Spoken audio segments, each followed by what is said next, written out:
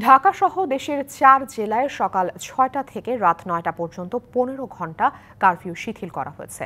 সপ্তাহের প্রথম কার্যদিবসে অফিস আদালত খোলা থাকলেও রাজধানীর প্রায় প্রতিটি সড়কে যানবাহনের তেমন চাপ নেই।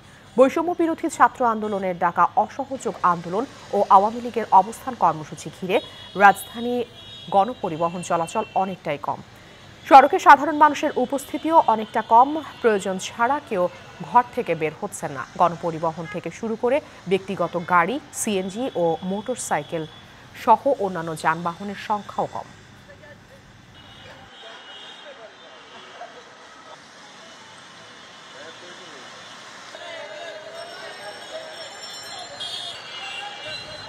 ঢাকা সহ দেশের ৪ জেলায় সকাল ৬টা থেকে রাত ৯টা পর্যন্ত ১৫ ঘণ্টা কারফিউ শিথিল করা হয়েছে। সপ্তাহের প্রথম কার্যদিবসে অফিস আদালত খোলা থাকলেও রাজধানীর প্রায় প্রতিটি সড়কে যানবাহনের তেমন চাপ নেই। রাজধানীর নিরাপত্তা ব্যবস্থা নিয়ে বিস্তারিত জানাতে মিরপুর থেকে আমাদের সঙ্গে সরাসরি যুক্ত হচ্ছেন সহকর্মী আরিফুল ইসলাম। আরিফ, সপ্তাহের প্রথম কার্যদিবসে রাজধানীর চিত্র কেমন দেখছেন, আপনি আমাদের বিস্তারিত জানাবেন। আপনার পূর্বের সংবাদে কিন্তু আমি দেখিয়েছিলাম বা জানিয়েছিলাম সপ্তাহের প্রথম দিবসের যে চিত্র থাকে, চিরচেনা যে রাজধানী থাকে, সেটা কিন্তু একেবারেই উল্টো। কারণ প্রতিটা জায়গাতেই আমরা দেখেছি যে যানজটের কোনো চিত্র আমরা দেখিনি। গণপরিবহনের সংখ্যা একেবারে কম, ব্যক্তিগত গাড়ির সংখ্যা কম।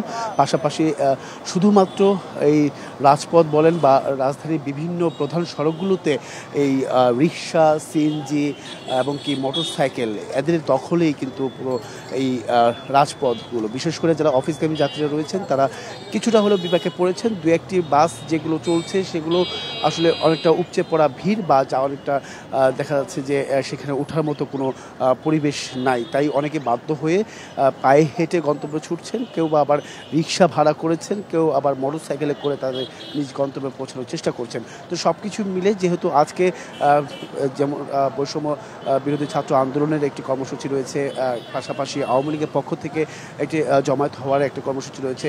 তো এই যে পাল্টাপাল্টি যে দু দিক থেকেই যে আসলে কর্মসূচি, সেই কর্মসূচি বিষয়ে যাতে করে কোনো প্রকার সহিংসতা বা নাশকতার সৃষ্টি না হয় সেই বিষয়ে কিন্তু তৎপর রয়েছে। আমরা এই মিরপুর 2-এ যেখানে আছি সেখানটায় মিরপুর 2 মডেল থানার সামনে আইনশৃঙ্খলা বাহিনীর তৎপর কিন্তু আমরা দেখেছি। তারা কিন্তু অনেকেই এখানে অবস্থান করছেন যাতে করে কোনো প্রকার নাশকতা সৃষ্টি না হয় বা যে কোনো বিশৃঙ্খলা এড়াতে সব ধরনের প্রস্তুতি তারা রেখেছেন।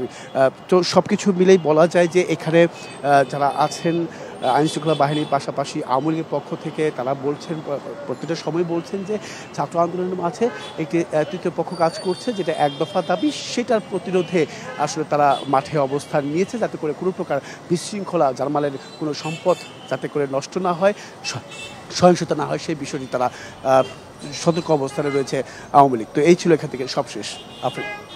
আরিফ, আপনাকে ধন্যবাদ।